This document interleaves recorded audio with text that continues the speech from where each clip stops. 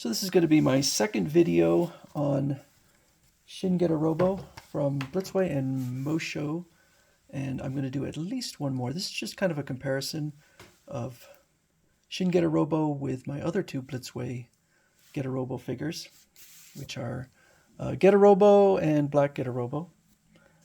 This right here is the anime that it comes from. Getter Robo Armageddon, the complete series. And I will admit, and I've said this time and time again, I'm not particularly a fan of the anime. It was, I believe, an OVA. I think it was 7 episodes, and I just don't think it's that great. I've watched it multiple times, but never really did it for me. However, the figures are gorgeous, and companies make a ridiculous amount of figures from that anime, so I can only assume it's quite popular in Japan. So we'll go through each one of these figures one at a time. The first figure is one of the first figures I've gotten from Blitzway and one of the first figures Blitzway ever did, which is the regular Getter Robo. And so we'll put him on the scale. This figure weighs in at 1 pound, 3.5 ounces, or 551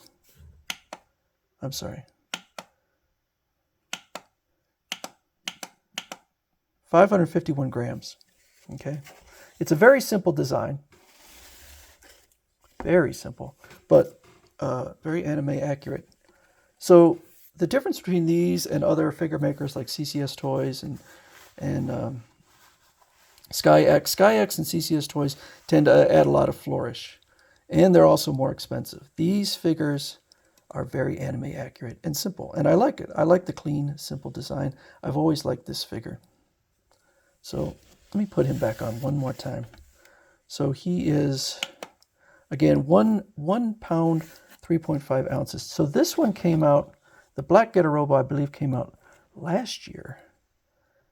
And so he is 1 pound, 5.6 ounces. So he's heavier. Now, if you look at the two figures, they look like a very similar design.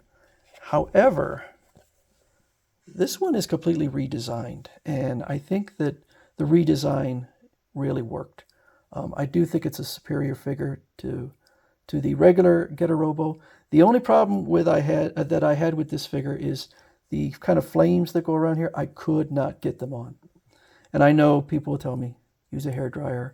It's plastic, so it could be molded or kind of reshaped a little bit, but I did not do that. But that was a bit disappointing that I couldn't get it on there. But both of these figures are really, really nice. I don't know if they are necessarily in scale, so you can see that, I mean, I think they're in scale with each other, but I'm not sure if they're in scale with Shin Getter Robo, because you could see that Shin Getter Robo is quite a bit taller than the other figures. Now, Shin Getter Robo, he's probably an inch and a half taller, something like that.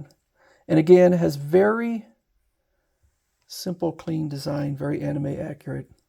And I'm going to be doing another video on the gimmicks for the figure. So we'll put him on the scale. So he is 2 pounds, 11 ounces. So significantly heavier than the other two figures. And he has a lot of metal. And the most surprising part about him is the fact that these blades on here are actually die cast. These are metal, and they are dangerous. So you have to be very careful. In fact, I'm going to be showing the instructions later, and you can see there is a whole page devoted to don't do this, don't do that. Not necessarily related to the blades, but just kind of the movement in general of the figure. But I just wanted to do a video showing the comparison between the three figures. As far as I know, there are no other, I can't think of any other Blitzway Getter Robo figures, but all of them I think are winners. I really think they look fantastic together, and this one is really gorgeous, and particularly, and I know in my first video I mentioned this a lot, this figure was $210. That is an amazing price for what you get. So I'm going to do another video on the gimmicks, and then I might do another video on a comparison between this figure and figures, Getter Robo figures from other toy makers, other figure makers like CCS Toys and SkyX and Bandai.